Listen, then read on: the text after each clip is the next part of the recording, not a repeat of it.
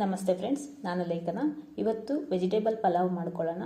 ಅದರಲ್ಲೂ Andhra style vegetable pulao ತುಂಬಾ ಟೇಸ್ಟಿಯಾಗಿರುತ್ತೆ ಹಾಗೂ ಈಸಿಯಾಗಿ ಮಾಡ್ಕೋಬಹುದು.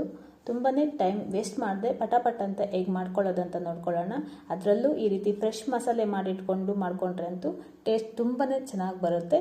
ಈ ಫ್ರೆಶ್ ಮಸಾಲೆ ಹೇಗೆ ಮಾಡ್ಕೊಳ್ಳೋದಂತ ನೋಡ್ಕೊಳ್ಳೋಣ. ಮೊದಲನೇದಾಗಿ ಇದಕ್ಕೆ ನಾವು ಒಂದು ಮಿಕ್ಸಿ ಜಾರಿಗೆ 1 ಇಂಚಾಗುವಷ್ಟು ಚಕ್ಕೆ, ಒಂದು 5 ಲವಂಗ, ಹಾಗೆ ಕಪ್ಪು ಮತ್ತು ಜಾಪತ್ರೆ, ನಂತರ ಒಂದು 3 ಏಲಕ್ಕಿ ತೊಗೊಂಡಿದ್ದೀನಿ.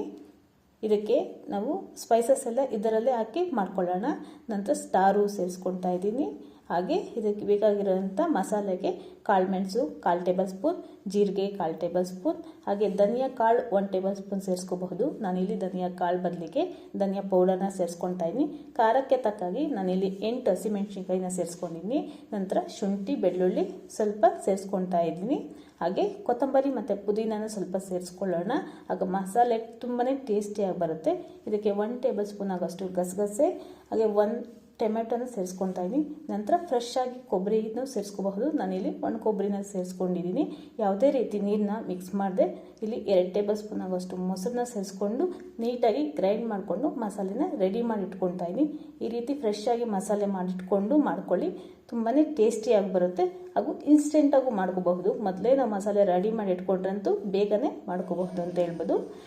1 ಕುಕ್ಕರ್ಗೆ 1 ಟೇಬಲ್ ಸ್ಪೂನ್ ಆಗೋಷ್ಟು ಎಣ್ಣೆ, ಹಾಗೆ 1-2 ಟೇಬಲ್ ಸ್ಪೂನ್ ಆಗೋಷ್ಟು ತುಪ್ಪ ಸೇರಿಸ್ಕೊಳ್ತಾ ಇದ್ದೀನಿ. ತುಪ್ಪದ ಬದಲಿಗೆ ತುಪ್ಪ ಇಷ್ಟ ಇಲ್ಲ ಅನ್ನೋರು ಎಣ್ಣೆನೇ ಸೇರಿಸ್ಕೋಬಹುದು. ಈಗ ಜೀರಿಗೆ, ನಂತರ ಇದಕ್ಕೆ ಈರುಳ್ಳಿ ಮತ್ತು ಹಸಿಮೆಣಸಿನ್ಕಾಯಿ ಸ್ವಲ್ಪನೇ ಸೇರಿಸ್ಕೊಂಡು ನೀಟಾಗಿ ಎಣ್ಣೆಯಲ್ಲಿ ಫ್ರೈ ಮಾಡ್ಕೊಳ್ತಾ ಇದ್ದೀನಿ. ಸ್ವಲ್ಪ ಕಲರ್ ಚೇಂಜ್ ಆದ ನಂತರ ಇದಕ್ಕೆ ತರಕಾರಿನ ಸೇರಿಸ್ಕೊಳ್ಳೋಣ. ಇಲ್ಲಿನ ತರಕಾರಿಗಳು ಬೀನ್ಸು, ಆಲೂಗಡ್ಡೆ, ಬಟಾಣಿ, ಹಾಗೆ ಹೂಕೋಸ್, ಕ್ಯಾರೆಟ್, ಸ್ವಲ್ಪ ಕಡಲೆ ಬೀಜನ ಸೇರಿಸ್ಕೊಳ್ತಾ ಇದ್ದೀನಿ. ನಾವು ಮನೇಲಿ ಯಾವ್ಯಾವ ತರಕಾರಿ ಇರುತ್ತೆ ಆ ತರಕಾರಿನ ಸೇರಿಸ್ಕೊಂಡ್ರೆ ಸರಿ ಹೋಗುತ್ತೆ. ಅಥವಾ ನಿಮಗೆ ಬೇಕಿದ್ದರೆ ಇನ್ನು ತರಕಾರಿನ ಆ್ಯಡ್ ಮಾಡ್ಕೋಬಹುದು. ಈ ರೀತಿ ಫ್ರೆಶ್ ಆಗಿರೋ ತರಕಾರಿನ ತೊಳೆದು ನೀಟಾಗಿ ಇದನ್ನು ಕುಕ್ಕರಿಗೆ ಸೇರಿಸ್ಕೊಂಡು ಎಣ್ಣೆಯಲ್ಲಿ ನೀಟಾಗಿ ಫ್ರೈ ಮಾಡ್ಕೊಳ್ಳೋಣ. ಎಣ್ಣೆಯಲ್ಲಿ ಸ್ವಲ್ಪ ಬೆಂದರೆ ಅದು ಟೇಸ್ಟ್ ತುಂಬಾ ಚೆನ್ನಾಗಿ ಬರುತ್ತೆ ಅಂತ ಹೇಳ್ಬೋದು. ಸ್ವಲ್ಪ ಫ್ರೈ ಆದ ನಂತರ ಇದಕ್ಕೆ ನಾವು ಫ್ರೆಶ್ ಆಗಿ ಮಾಡಿಟ್ಕೊಂಡಿರೋ ಮಸಾಲೆನೂ ಸೇರಿಸ್ಕೊಂಡ್ಬಿಟ್ಟು ಅದನ್ನು ಎಣ್ಣೆಯಲ್ಲಿ ಸ್ವಲ್ಪ ಫ್ರೈ ಮಾಡ್ಕೊಳ್ಳೋಣ. ಆಗ ಟೇಸ್ಟ್ ತುಂಬಾ ಚೆನ್ನಾಗಿ ಬರುತ್ತೆ. ಈಗ ನಾನಿಲ್ಲಿ ಮಾಡಿಟ್ಕೊಂಡಿರೋಂಥ ಮಸಾಲೆನ ಸೇರಿಸ್ಕೊಳ್ತಾ ಇದ್ದೀನಿ. ನಾವು ಇದಕ್ಕೆ ಸ್ಪೈಸಸ್ನ ಆ್ಯಡ್ ಮಾಡಿಕೊಂಡು ಮಸಾಲೆಗೆ ಸೇರಿಸ್ಕೊಂಡಿಲ್ಲ ಅಂದರೆ ಈಗ ಬೇಕಿದ್ರೆ ಗರಂ ಮಸಾಲ 1 ಟೇಬಲ್ ಸ್ಪೂನ್ನ ಸೇರಿಸ್ಕೋಬಹುದು, ಅಥವಾ ಬಿರಿಯಾನಿ ಮಸಾಲೆ ಪೌಡರ್ನ ಸೇರಿಸ್ಕೋಬಹುದು. ನಾನು ಯಾವುದೇ ಮಸಾಲೆ ಪೌಡರ್ನ ಬಳಸ್ತಾ ಇಲ್ಲ. ಫ್ರೆಶ್ ಆಗಿ ಮನೇಲೇ ಮಾಡ್ಕೊಳ್ತಾ ಇರೋದ್ರಿಂದ ಟೇಸ್ಟ್ ತುಂಬಾ ಚೆನ್ನಾಗಿ ಬರುತ್ತೆ ಅಂತ. ಈ ರೀತಿ ಒಂದ್ಸಲ ಟ್ರೈ ಮಾಡಿ ನೋಡಿ. ಟೇಸ್ಟ್ ತುಂಬಾ ಚೆನ್ನಾಗಿ ಬರುತ್ತೆ. ಮನೇಲಿ ಎಲ್ಲರೂ ಇಷ್ಟಪಟ್ಟು ತಿಂತಾರೆ ಅಂತ ಹೇಳ್ಬಹುದು. ಈ ರೀತಿ ಚೆನ್ನಾಗಿ ಎಣ್ಣೆಯಲ್ಲಿ ಫ್ರೈ ಮಾಡ್ಕೊಂಡ ತಕ್ಷಣ ಸ್ವಲ್ಪ ಒಂದು 5 ನಿಮಿಷ ಕುದಿಸ್ಕೊಳ್ಳೋಣ. ಆಗ ತರಕಾರಿ ಏನಿರೋ ನೀರಿನಂಶ ಎಲ್ಲ ಬಿಟ್ಕೊಳ್ಳುತ್ತೆ, ಎಣ್ಣೆಯಲ್ಲಿ ಚೆನ್ನಾಗಿ ಫ್ರೈ ಆಗುತ್ತೆ. ನಂತರ ಇಲ್ಲಿ ನಾನು 2 ಕಪ್ ಆಗೋಷ್ಟು ಅಕ್ಕಿನ ತೊಳೆದು ಇಟ್ಕೊಂಡಿದ್ದೀನಿ.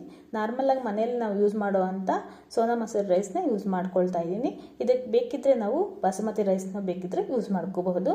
ನಂತರ ರುಚಿಗೆ ತಕ್ಕಷ್ಟು ಉಪ್ಪನ್ನ ಸೇರಿಸ್ಕೊಂಡು ಮತ್ತೆ ಅದನ್ನು ಮಿಕ್ಸ್ ಮಾಡ್ಕೊಳ್ತಾ ಇದ್ದೀನಿ. ಸ್ವಲ್ಪ ಮಿಕ್ಸ್ ಆದ ನಂತರ 2 ಕಪ್ಪು ಅಕ್ಕಿಗೆ 4 ಕಪ್ ಆಗೋಷ್ಟು ನೀರನ್ನ ಸೇರಿಸ್ಕೊಳ್ತಾ ಇದ್ದೀನಿ. ಯಾವುದೇ ಅಕ್ಕಿ ತೊಗೊಂಡ್ರು ಅಷ್ಟೇ 2 ಕಪ್ ಅಕ್ಕಿಗೆ 4 ಕಪ್ ಆಗೋಷ್ಟು ನೀರು ಸೇರಿಸ್ಕೊಂಡು ಚೆನ್ನಾಗಿ ಕುದಿಸ್ಕೊಂಡ್ರೆ ಸರಿ ಹೋಗುತ್ತೆ. ಒಂದ್ಸಲ ನೀಟಾಗಿ ಮಿಕ್ಸ್ ಮಾಡ್ಕೊಳ್ಳೋಣ. ಸ್ವಲ್ಪ ಚೆನ್ನಾಗಿ ಕುದಿ ಬಂದರೆ ಒಳ್ಳೆಯದು, ಅಥವಾ ಬಿಸಿನೀರು ಸೇರಿಸ್ಕೊಂಡ್ರೂ ಪರವಾಗಿಲ್ಲ. ಆಗ ಟೇಸ್ಟು ತುಂಬಾ ಚೆನ್ನಾಗಿ ಬರುತ್ತೆ. ನಂತರ 1/4 ಟೇಬಲ್ ಸ್ಪೂನ್ ಆಗೋಷ್ಟು ನಿಂಬೆ ಹುಳಿನ ಸೇರಿಸ್ಕೊತಾ ಇದ್ದೀನಿ. ಈ ನಿಂಬೆ ಹುಳಿ ಸೇರಿಸ್ಕೊಂಡ್ರೆ ಟೇಸ್ಟ್ ತುಂಬಾ ಚೆನ್ನಾಗಿ ಬರುತ್ತೆ ಅಂತ. ಸ್ವಲ್ಪ ಕುದಿ ಬಂದ ನಂತರ 1 ವಿಜಿಲ್ ಬೇಯಿಸ್ಕೊಳ್ಳೋಣ.